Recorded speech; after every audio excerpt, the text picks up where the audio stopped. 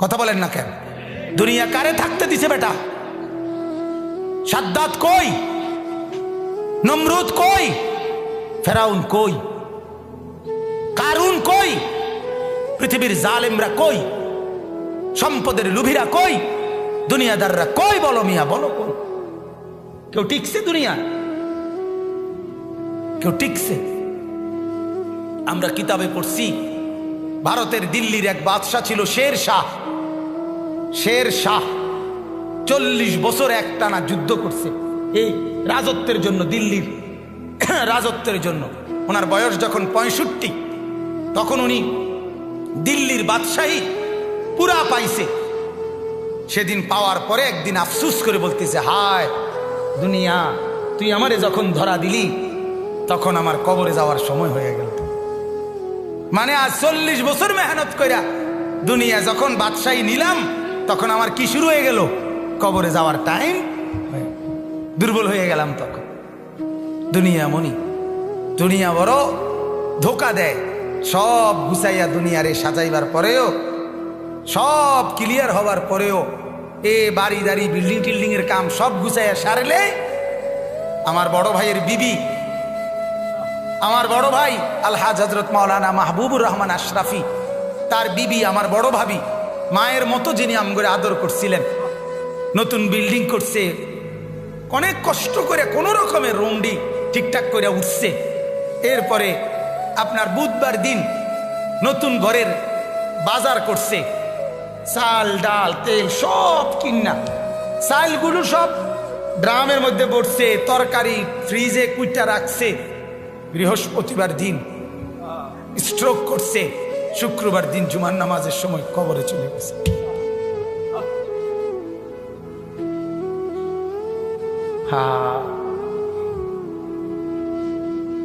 আগামীর পৃথিবী, আগামীর সামনে দাজ্জাল বাজান, আগামীর সামনে দাজ্জাল। দাজ্জাল দেখা যায়, দাজ্জাল দেখা যায়, কিয়ামত দেখা যায়। ইকতারাবা লিন্নাসে হিসাবুহুম, আল্লাহ বলে হিসাবের সময় কাছায় গেছে বান্দা। ইকতারাবাতিস সাআ, আল্লাহ বলে কিয়ামত ঘনায় গেছে বান্দা। আরে যিনি বানানেওয়ালা তিনি বলতেছে, ও আমার বান্দা, আমি না বলছি এই নবী শেষ নবী, এই কিতাব শেষ কিতাব, এই দিন শেষ ধর্ম, আর দিতাম না রে। এরপরে তো আমার সংসার আমি গুছাই এলাম, তাহলে কিসের অপেক্ষা করছেন? আল্লাহ যখন বলবে এই জাহান্নামী, আর কোনো কথা বলতে পারবি না, সাথে সাথে জাহান্নামের আযাবের, জাহান্নামীর গলার আওয়াজ, কথার শব্দ বন্ধ হয়ে যাবে। এরপরে আর কোনো শব্দ জাহান্নামী উচ্চারণ করতে পারবে না। আরো জঘন্য কথা আছে, তাফসীরে মারিফুল কোরআন লিখছে, এরপরে জাহান্নামী কুত্তার মতো ঘেউ ঘেউ করবে, কুকুরের মতো শুধু ঘেউ ঘেউ। বিশ্বাস করেন, সেদিন কিয়ামতের দিন তোমাদের পুরা জিন্দেগির আমল ওজন হবে। এই কথাটা বান্দা আমি আবারও বলছি, এটা আল হক, এটা কিন্তু বাস্তবেই আসলেই সত্য কথা। এটা আসলেই কি আমরা অনেক সময় বলি না, হুজুররা আসলে, হুজুররা কয় যে আসলে যত কয় অত না, যত কয় অত না। এমন বুদ্ধিমান আছে না, কথা বলেন না। আরে বেটা, এই বর্তমান জীবনে দুনিয়ায় হুজুরের সব কথা ধরলে চলতে না। আরে ডাকায় তো, তাহলে তুই যদি চলতি নাই পারস, তাইলে তোর তো আল্লাহ তাআলা দুনিয়া ফাড়াইতো ওরা। সব দইরা আল্লাহর কথা চলতে পারবি দেখেই তো আল্লাহ তোমারে দুনিয়া ফাড়াইছে, ঠিক কিনা বলেন নাকি? আল্লাহ তো বলছে আমি বান্দার উপরে সাধ্যের অতিরিক্ত কিছুই চাপাইয়া দেই নাই, জুলুম আমি করতেই পারি না। আল্লাহ জুলুম করতে পারে? কথা বলেন না কেন? তো ইন্নাল্লাহা লা ইয়াযলিমু মিসকালা যাররা, আল্লাহ তাআলা তো এক যাররা পরিমাণও জুলুম করতে পারে না। তো তুমি এটা কি কইলা? তুমি এমনি কেমনে বললে? এই কারণে আল্লাহ তাআলা যেন এটা আবারও বলছে মায়া করে, আল্লাহ মহব্বত করে বলছে, বান্দা শোন, কথাটা ফালাই দিস না, কথাটারে উড়াইয়া দিও না। আরে রাহেন কি এর হিসাব কিতাব, এত কিছু ধরলে চলন যাইতো না। আহ, এত কিছু না ধইরা তুমি যে চলাটা চলো রে, পুরা দৈরেও তো মানুষ এই চলাটাই চলো। কথা বোঝেন নাই? আল্লাহকে পুরা বাদ দিয়া, নামাজ রোজা বাদ দিয়া যা কামাই করো শেষ পর্যন্ত বাদ যে দূর খাও, যে বেড়া আল্লাহকে রাজি করে সেজদা করে বাদ খায় ওই বেড়াও এর দূরে খায়, মানে পেট বরণ পর্যন্ত। কথা বোঝেন নাই? আমি পেট বরণ পর্যন্ত খানা খায়। আর পেট ভরা এটা এমন একটা সুন্দর সিস্টেম আল্লাহ তাআলা বানাইছে, এটা ডাল দিয়ে খানা শুরু করলো কিছুক্ষণের মধ্যে পেটে জানায়া দেয় আল্লাহ একদোনা ভরে গেছে। গোস্ত দিয়ে খাইতে বইলো বেটা কিছুক্ষণ পরেই জানায়া দেয় দোস্ত আর লাগবে না, হাত দিয়ে লাও।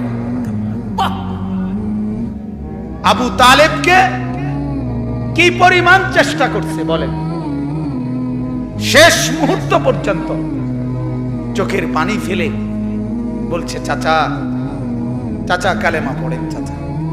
38 বছর, 12 বছর থেকে নবীজির বয়স যখন 50 তখন আবু তালেব ইন্তেকাল করছে।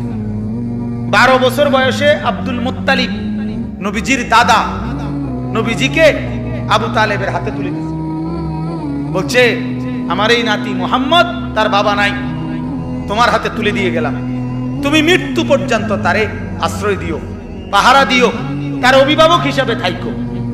বাপে মানে দাদা, নবীজির দাদা বলে গেছিল। সেই 12 বছর বয়স থেকে 38 বছর একটানা মানে 50, নবীজির বয়স যখন 50 তখন আবু তালেব ইন্তেকাল করছে।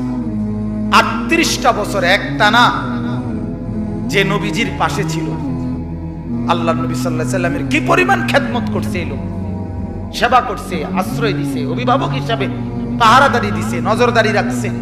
মক্কার কুরাইশরা চূড়ান্ত ভাবে রাসূলুল্লাহ সাল্লাল্লাহু আলাইহি সাল্লামকে চূড়ান্ত ভাবে কোনোদিন হত্যা করার সিদ্ধান্ত আবু তালেব থাকাকালীন নিতে পারে নাই। শুধু আবু তালেবের প্রভাব প্রতিপত্তির কারণে, আবু তালেব বড় নেতা ছিল এই কারণে, কিন্তু রাসূলুল্লাহ সাল্লাল্লাহু আলাইহি সাল্লাম সেই চাচার বিনিময়ে এই পরিমাণ চেষ্টা করছে যে চাচা আজ এতটা বছর আপনি আমার পাশে, আপনি কালেমাটা পড়েন চাচা। আবু তালেব বলছে না ভাতিজা, বংশের মুখে চুনকালি মাখতে পারুন না,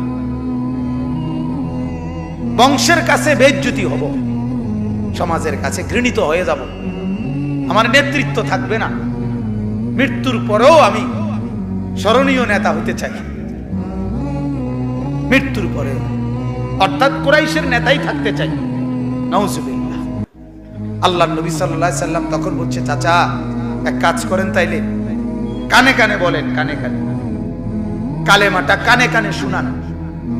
আমি কসম করছি আমি হায়াত থাকাকালীন জগতের কাউরে কোনোদিন বলবো না আপনি যে ঈমান আনছেন, শুধু হাসরের মাঠে আমার আল্লাহর সামনে সাক্ষী দেব আমার চাচা ঈমানদার ছিলেন। এতদূর সুযোগ দেন, এতদূর সুযোগ। আবু তালেব বলছে না ভাতিজা, জানাজানি হয়ে যাবে, গোপনে বললেও জানাজানি হয়ে যাবে, বলবো না।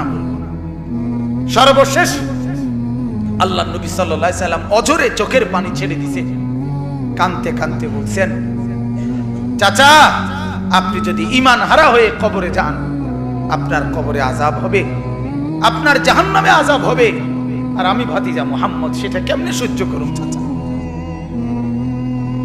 আপনি আগুনে জ্বলবেন, আমি এটা মেনে নেব কেমনে, মনটারে বুঝাই কেমনে চাচা? এই জন্য না এত বেশি আহাজারি করতেছি চাচা, আপনি পড়েন না কালেমা। আবু তালেব তখন বলছে আন-নারু খায়রুম মিনাল আর। নাউজুবিল্লাহ। আবু তালেব বলছে মুহাম্মদ, সমাজের কাছে বেইজ্জতি হওয়া এটার চাইতে আগুনে জ্বলা এটা ভালো। আন-নারু খায়রুম মিনাল আর।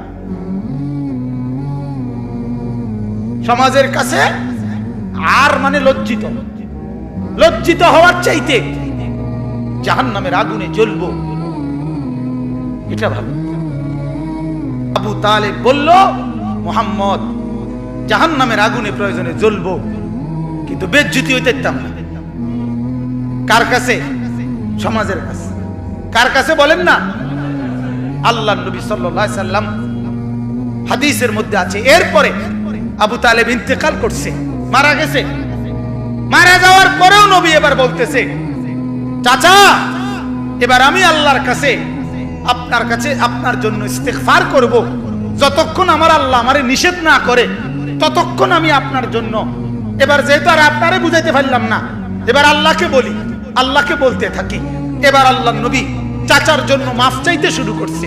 ঠিক তখন ওই নূহ আলাইহিস সালামের মতো আল্লাহ তাআলা আমাদের নবীকেও নিষেধ করছে, মা কানা লিন নাবিয়্যি ওয়াল্লাযীনা আমানু আন ইস্তাগফিরু লিল মুশরিকিন ওয়ালাউ কানু উলি কুরবা বা'দা ইয তাবায়্যানা লাহুম আন্নাহুম মিন আসহাবিল জাহিম।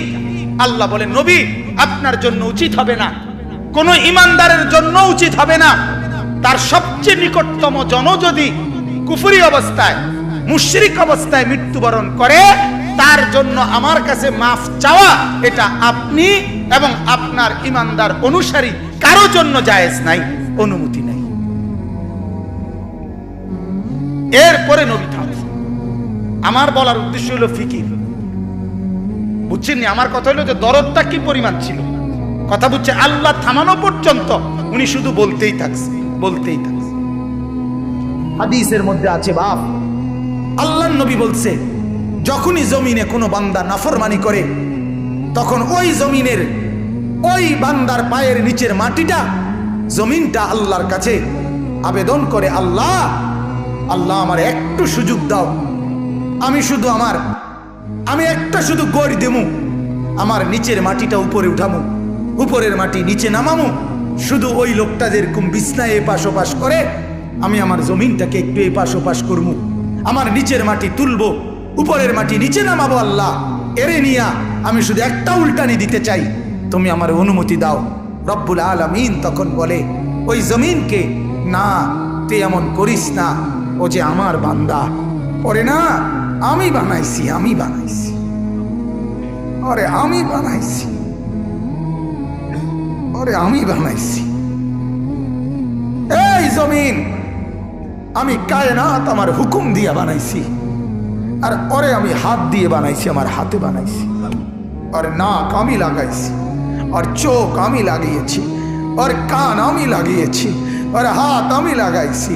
আরে আমি সেই মাওলা, যে মাওলা কুন বললে ফায়াকুন, যে মাওলা ভ বললে হয়ে যায়। ওরে বানাইতে এভাবে করি নাই, 9 মাস পরে আর মায়ের পেটে রাইখা আমি নিজের হাতে ড্রয়িং করছি, নিজের হাতে একবার নাক লাগাইয়া 100 বার দেখছি, ঠিক মতো হয়েছিনি, একবার চোখ লাগাইয়া কুটিবার দেখছি, ঠিক মতো হয়েছিনি। এইভাবে 9 মাস আমি তারে যত্ন করে সাজিয়ে, সুম্মা আনশানাহু খালকান আখার, আমি তার এক মানুষ বানিয়ে এরপরে মায়ের পেট থেকে আমি বের করেছি।